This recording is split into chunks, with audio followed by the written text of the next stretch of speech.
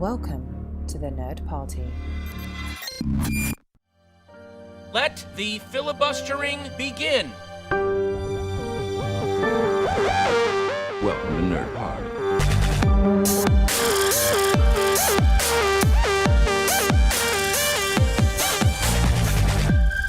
And the BAFTA goes to Filibuster. Yes, finally. Hello. Finally. Hello and welcome to episode 151 of Filibuster here on the Nerd Party, home of all your nerdy needs, including nerd nuptial, missing frames, aggressive negotiations, and many more, including a small little podcast that we like, the A24 Project. On this week's episode, we need to talk about BAFTA. The nominations were announced last week, but is all that glitters really gold, or has the British answers to the Oscars lost their sparkle? I'm Dallas King, and here to help me separate the front runners from the favourites is Lee Hutchison. How are you, Lee? Yeah, really good. I'm looking forward to this discussion. I mean, it's always crazy to think, like, just shy of a year ago, it was me occasionally doing this podcast with, like, Americans, and now I finally have a British co-host 1 year on that I can discuss something as intrinsically British as the BAFTAs, so I'm really excited to discuss this with you. I know, it's as British as fish and chips, isn't it, really? So, as we mentioned there, the nominations came out last week, and the current favourite is The Favourite with 12 nominations. Now, you caught this at the London Film Festival, and I caught this at the beginning of the year, so does it earn its place at the top of the pile for you?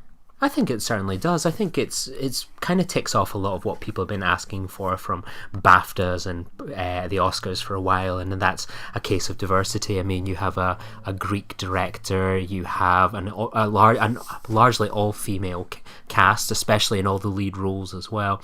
I think it's one of these movies that, you know, perhaps a few years ago would have perhaps been a niche movie that might have kind of fallen under kind of people's radars, and something a bit more traditional, like a Colette, for example, might have taken its space, and everyone would have said, oh, The Favourite, if you'd seen The Favourite, that would have got it. But I think now, hopefully, there seems to be a bit more diversity in terms of the people that are voting for these things, whether it's the Oscars or the BAFTAs. So I think it's you know, it's great to see a film like this actually rise to the top, one that people seem to love for the most part. I've only ever heard of one person disliking it, so I think it's definitely earned that. When there's, you know, you think of some of the movies of recent years, it's so divisive, certain films, you know, even Bohemian Rhapsody right now, you know, something like The Favourite seems to have a lot of kind of goodwill and audience vibes as well. So I think it's doing really well and well earned. What about for yourself?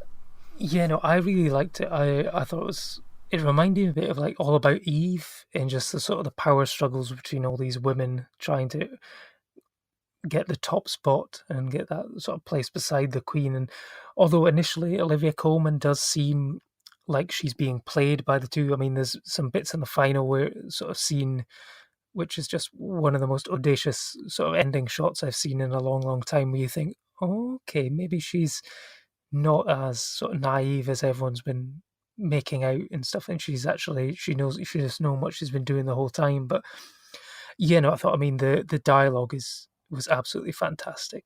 And quite fruity, I think, in places. Some liberal uses of certain C words and all that, but I mean, there were some great lines. I mean, just like the line, I like it when she puts her tongue in me, or I really like the exchange. What was it? Are you here to seduce me or rape me? He says, I'm a gentleman. So rape it is then. It's just like so sort of on the nose. And I mean, the performances are all fantastic. And yeah, I mean, I am slightly surprised how well it's done at the awards and with the public as well, because, you know, it is quite a dark comedy, quite sort of lewd and bawdy and stuff like that. And, you know, it's from the director of The Lobster and Killing of the Sacred Deer, which were certainly not mainstream hits. And, you know, I think Fox have done a great job with the marketing and stuff. They haven't shied away with what this film is, because, you know, you could have packaged it up as a traditional sort of period drama and shocked quite a lot of people when they went in expecting Pride and Prejudice and got this. So I think they've done a great job, and I think it will get quite a few awards on the night, certainly sort of costume design maybe, and best original screenplay. I think, you know, it's unfortunate that the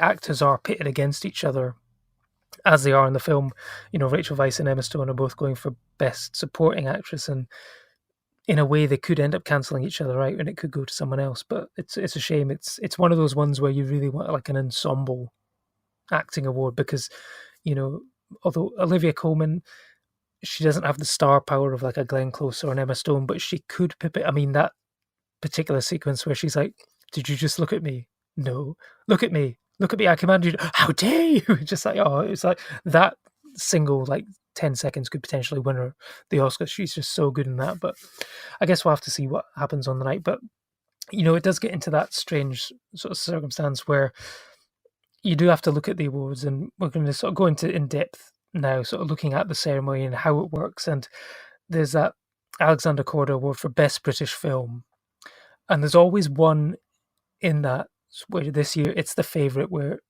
it's in Best Film and Best British Film. So if it doesn't win Best British Film, how can it win best film? So do you think it's going to win Best British Film or Best Film or both?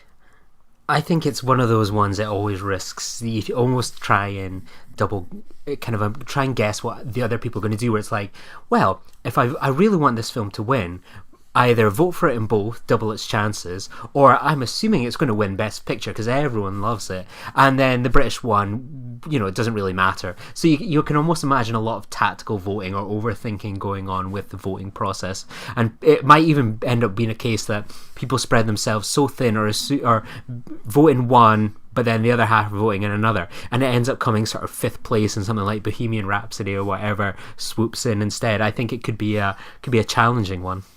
Yeah, so I mean, what we could do is actually just go through the nominations here for all the different categories, and we can just give a quick, just sort of tell me what you would think will win and would like to win. So we've got Best Film, we've got Black Klansman, The Favourite, Green Book, Roma, and A Star Is Born. Ooh, that's a tough one. I'm gonna pick Black Klansman. That was higher up on my top list of the year, so I've got to go with Black Klansman. What about for yourself? For me, I would pick for will win, I think, A Star Is Born, and actually I would pick A Star Is Born for Best Film as well. I wasn't as keen on Roma as everyone else. I thought it was a great film, but I wasn't as keen. Green Book, I thought, it's getting a bit of a backlash just now, but I thought it was a perfectly fine film. If you're looking for a male remake of Driving Miss Daisy and Planes, Trains and Automobiles, absolutely fine, but I don't think it's anywhere near sort of best film category. So outstanding British film, this is a bit more interesting. So we've got Beast, Bohemian Rhapsody, The Favourite, McQueen, Stan and Ollie, and You Were Never Really Here.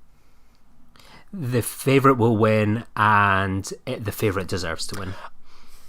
Given the box office for this weekend and the critical and commercial praise it's receiving, I think Stan and Ollie might have an outside shot at this one. But if it was me, I would pick You Were Never Really Here by Lynn Ramsey. For me, that was the best film on the list.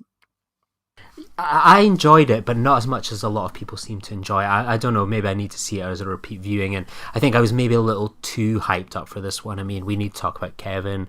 Movies like Morven Caller are some of my favourites, and when I went into this one, perhaps my expectations were a little too high. I know it's on Amazon Prime, so I perhaps need to revisit this one. I think it was like a modern day sort of Taxi Driver, and I thought Lynn Ramsey's direction was exceptional, but we'll get onto that when we get onto the director category. So leading actor, we've got Bradley Cooper for Star Is Born, Christian Bale for Vice, Rami Malek for Bohemian Rhapsody, Steve Coogan for Stan and Ollie, and Viggo Mortensen for Green Book.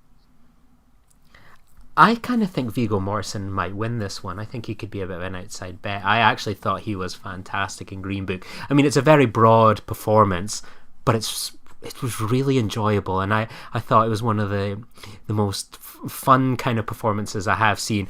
I think the problem will be that the character is very much kind of a stereotype, whether that's real or not. I mean, the script was written by his son, so I think that could go against him, but I think he's someone I think could be a bit of an outside shot. Okay.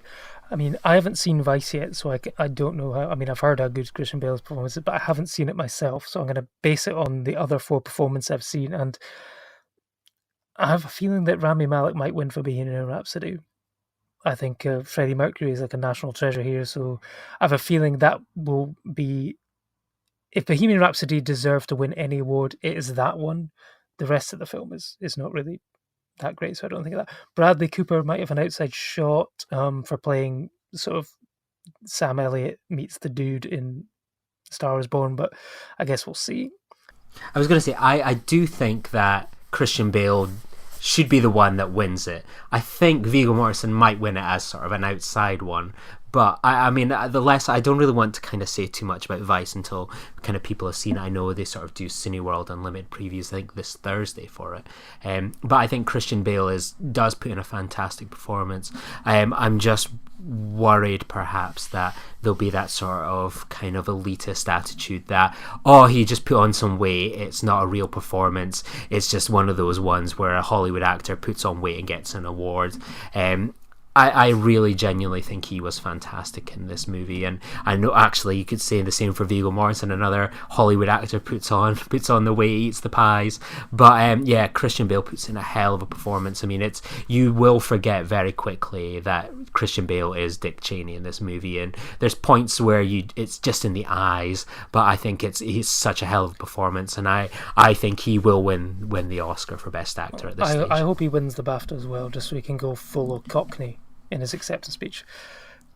He seems to be getting really thicker with the accent, doesn't he? Yeah, it's amazing. So, leading actress, we've got Glenn Close for The Wife, Lady Gaga for Star Is Born, Melissa McCarthy for Can You Ever Forgive Me, Olivia Colman for The Favourite, and Viola Davis for Widows. I think Lady Gaga's probably got this one, doesn't she? I think that there's probably quite a bit of momentum kind of going into this one, and she didn't win at the Golden Globes, did she? She didn't, no. Glenn Close took that one, so she was kind of an outsider, which is strange to say for someone like Glenn Close, but she's been an outsider throughout this whole thing, because The Wife has had nowhere near the sort of publicity of any of the other sort of films, but yeah, I think Lady Gaga could I think it's got to be I think it'll be Lady Gaga or Coleman, I think. Because the BAFTA does love Coleman. She wins a lot of the TV awards and stuff. She should have been nominated and won several years ago for Tyrannosaur, but you know. And I'm just going to complain now that Toni Collette is not here for Hereditary, and actually in the previous category, Ethan Hawke should have been there for First Reformed, but then that's bye-bye. So yeah. Supporting actor... I get the feeling at this stage that we've probably lost kind of Toni Collette for getting any award nominations. It just feels like that's kind of hit a bit of a wall. Yeah, it's a shame, but she could be a wild card still. Fingers crossed. Supporting actor, Adam Driver for Black Klansman, Mahershala Ali for Green Book, Richard E. Grant for Can You Ever Forgive Me, Sam Rockwell for Vice, or Timothée Chalamet for Beautiful Boy. I think, well, I've seen all of them on that list, but I have not seen Can You Ever Forgive Me. I'm going to see that one on Sunday. So this is the first kind of one where I've hit a bit of a brick wall in terms of I haven't got the full picture to say here. I think Adam Driver will win. I think Adam Driver deserves to win. This one, I almost could imagine them maybe giving it to Timothée Chalamet, just to maybe have someone a bit of a star power, give it to a young guy. I mean, I caught Beautiful Boy at London, and I know it's been getting really good reviews, and it seems to have a lot of promoted tweets raving about his performance in it. I genuinely thought Timothée Chalamet was dreadful in Beautiful Boy. I couldn't get past him. He never looked like someone that had a huge drug addiction, drug dependency, and was sort of addicted to it for years. I never once bought into his performance. I think he was terribly miscast. So for that reason, he's probably going to win the award. Okay, for me, I mean, Adam Driver, I thought was great. I think it would be one of those really ironic ones of if he wins for Black Klansman, basically being like the main white actor in a basically black film, the same way that Brendan Gleeson was nominated. I think he won a British Independent Film Award for Suffragettes, and that was the only award they won for the film about women winning the right to vote. It was only a man that won an award for it, so I thought that was quite funny. I think Richard E. Grant's got an outside shot at this. I think he's well liked within BAFTA, and I think it's probably one of the first times he was nominated. I can't remember if he was nominated for With Nail and I, but I think he's maybe got an outside shot at that one. Supporting actress, we've got Amy Adams for Vice, Claire Foy for First Man, Emma Stone for The Favourite, Margot Robbie for Mary Queen of Scots, and then Rachel Weisz again for The Favourite. Rachel Weisz will win, and Rachel Weisz deserves to win. I think so too, yeah. Margot Robbie was a bit of a shock for most people. Claire Foy, good actress, but First Man, I thought there wasn't really much for her to do in that film. Haven't seen Vice, so yeah, I think The Favourite will take one of those, hopefully. Director, Spike Lee for BlacKkKlansman, Paweł Pawlikowski for Cold War, Yorgos Lanthimos for The Favourite, Alfonso Cuarón for Roma, and Bradley Cooper for Stars Born. I think I pronounced all those correctly. Yes, I think Alfonso Cuarón is going to win this one. I think it's going to be close between him and Yorgos, but I think it's definitely going to... I think Alfonso Cuarón will win this one. I think so too. I think he probably deserves to win. Apparently he's been nominated, I think it's in 6 different categories, because he's the producer for the film. He gets it for Best Foreign Language Film if he wins. Best Editing, Best Cinematography, he's sort of done it all himself. Bradley Cooper's been nominated in 5 categories as well, but that includes acting. So, they're the 2 most talked about. But I'm really glad that Paweł Pawlikowski was nominated for Cold War. I thought that was one of the best films of last year, and really glad to see that has been nominated. So those are the main nominees. So I guess we'll see what happens on the night and see if our predictions are correct. But speaking of the ceremony, for the last several years we've had a few hosts. I just want your thoughts on the host. So the BAFTAs in 2001 moved into early February to move in front of the Oscars to become more of a prestige award ceremony, and it certainly worked. It's basically the mainstay stop between the Golden Globes and the Oscars, and I think it holds more weight than the Golden Globes certainly does these days anyway. And in the past we've had the host basically Stephen Fry from 2001 to 2006, Jonathan Ross 2007 to 2011, Stephen Fry again for another 5 years, and then Joanna Lumley for the last 2 years. Now the ceremony has always been very sort of very polite, very mild mannered. There's been a few risky jokes, but it's Stephen Fry, so you can kind of laugh it off and everyone goes, oh, isn't he a darling? It's absolutely fine. But there's never any real sort of risks taken or controversy. Would you like to see them maybe change up the hosting for the BAFTAs, especially given the trouble that Oscar has had this year in trying to find a host with a clean Twitter account at least anyway? Yeah, it always seems... Yeah, that's why we've been ruled out of the nominations for this one. I think my problem with sort of the BAFTA kind of hosting is that it's very much the usual sort of kind of lovey-dovey kind of hosts, the Stephen Frys and such like. And I think Britain has, a history of, providing great stand-up comics, and, you get, hosts that are blend comedy and a love of film really well, and I'd love to see something perhaps kind of maybe edging towards a bit of a younger audience.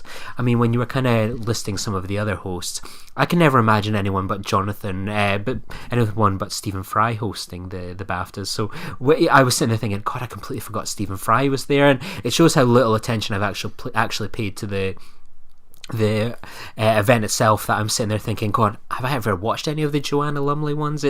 I think the problem is that it's got just kind of a bit dull, and it's a bit safe. You're not going to tune in and get a very exciting epilogue or prologue or anything like that. You're not going to get anything like that.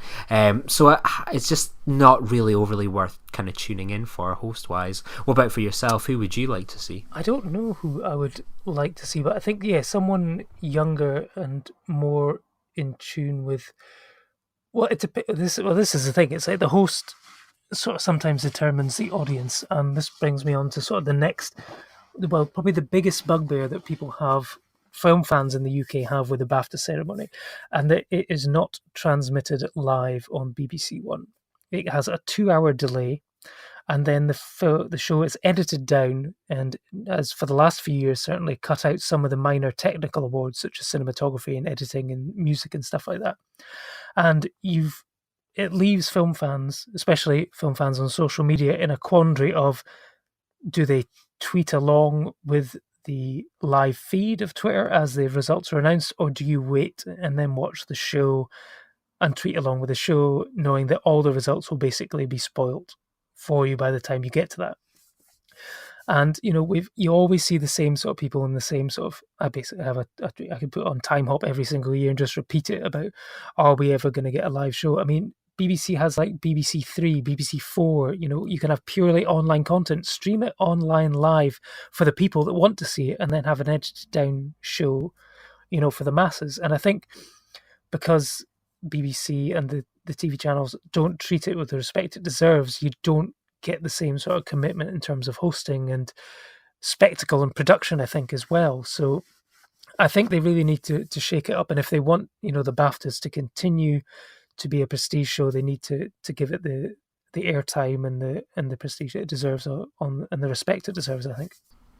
Yeah, I think it baffles everyone, and even thinking about it, I just don't understand their kind of logic, because everyone knows who's won the big awards. It's plastered all over Twitter and social media and news websites, and it's you have this live stream of tweets coming out, and then you get it sort of an hour and a half, 2 hours later, and then you have chunks of it condensed down into, here's all the nerdy ones where it's like, right, bring out the lighting guy and the tech guys, they get their little ones. It just seems like really badly organized, and it kind of takes away sort of the suspense of, well, come on, let's tune in, let's see who's going to win the BAFTA for this film, or let's see if there's a bit of an upset. There's no incentive to tune in. You kind of just click on the Empire website, oh, that's who won everything, I'll maybe watch the opening monologue in the morning or something like that on YouTube. It's absolutely baffling, and as you say, there's all these channels, all these options, and they don't bother. There's really no incentive for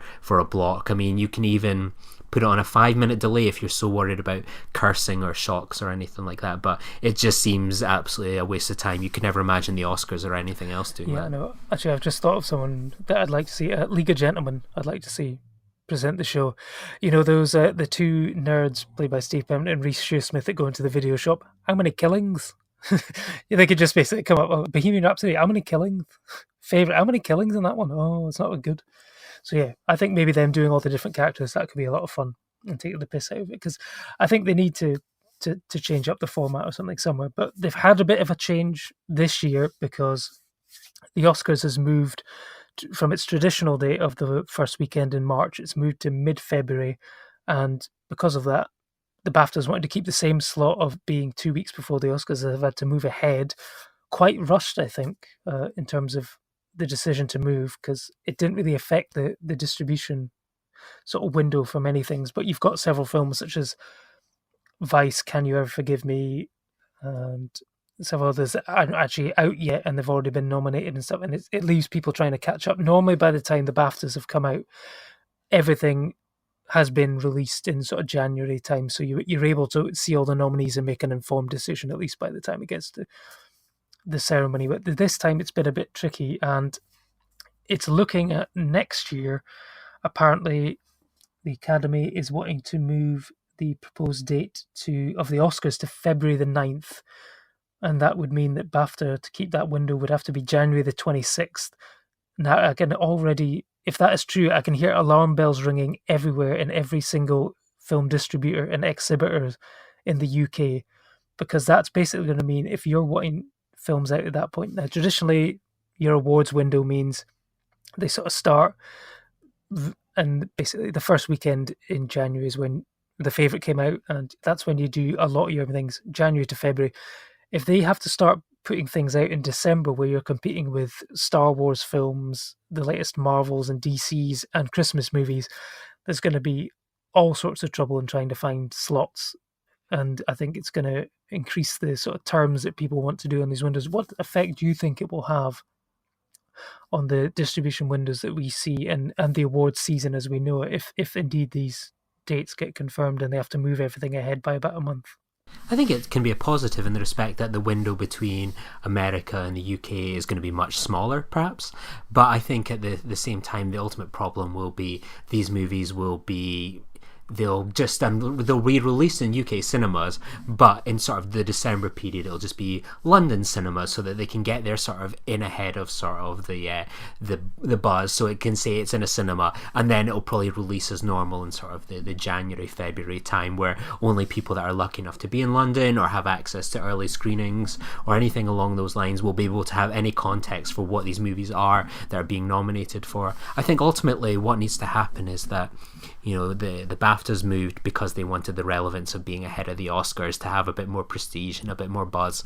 But in the sort of the past few years, more and more, it seems to be sort of trying to get ahead of the Oscars by, well, these films will probably all be nominated and win for the Oscars. So let's see if we can get that, so people can look at the Golden Globes as, ooh, that's a precursor to what's going to come at the Oscars. I'm going to put my money on Lady Gaga or Alfonso Cuarón for winning an award. When in reality, it should ultimately be, we think these are the best films, these are the best British films, these are the best actors, and we're going to open up a voting, as opposed to perhaps just trying to be too clever. I think that's ultimately going to be the problem. I think it's just going to be a bit of a mess, and while I think I'm going to be excited to see these movies a bit early, the reality will probably be, if I'm in London, yes, otherwise I think it will depend on how, like you say, if they still want to be the precursor to the Oscars, and hopefully it doesn't mean that we're basically subjected to an even more congested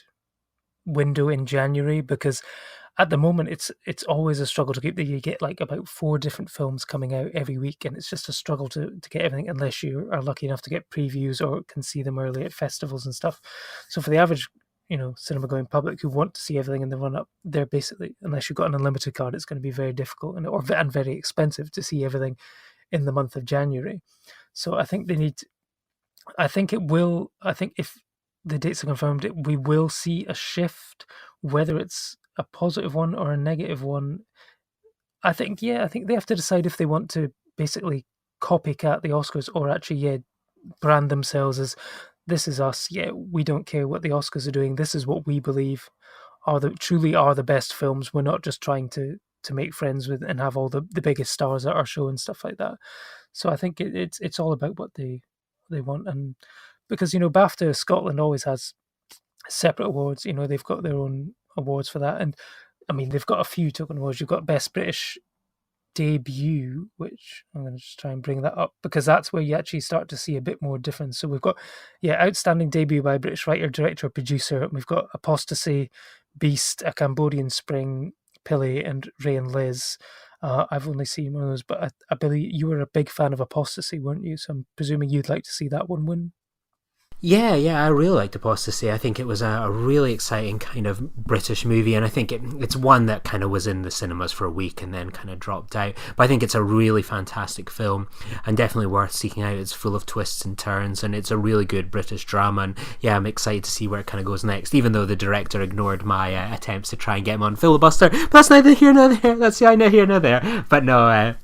But I mean, the other one there, which is interesting, is Beast, because I thought it was a good film. However, I don't think it can win if BAFTA members are also members of Cineworld, because it was just the odd thing of watching that film and then a week later seeing the star of that become the face of Cineworld's campaign, and now all you can hear is him basically telling you over and over again that it's time for a tasty debrief, and I think that could potentially ruin the film's chances. I don't know. What do you think?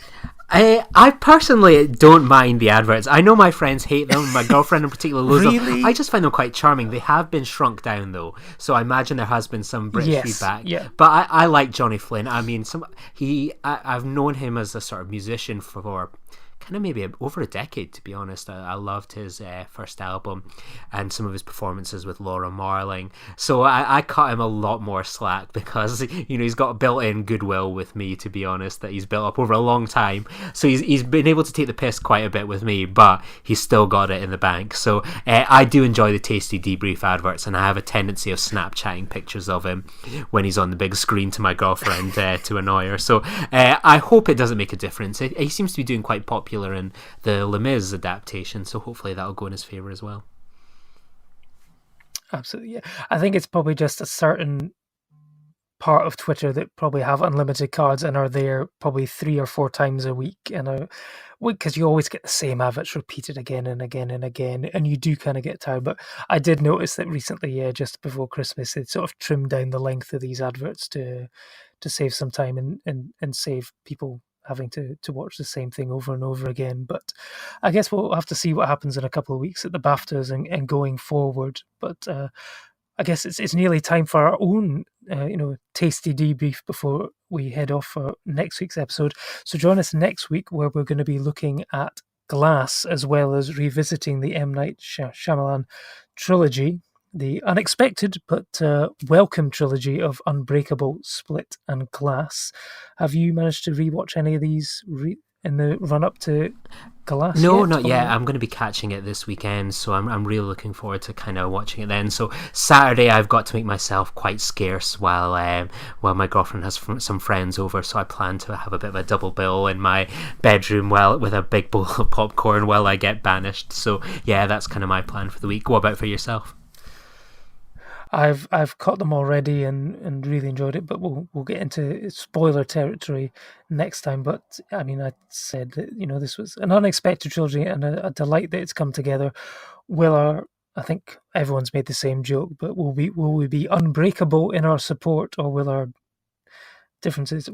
opinions be split? Find out next week after our tasty debrief. But we'll catch you then. Bye bye. Join the revolution. Join the Nerd Party. Welcome to Nerd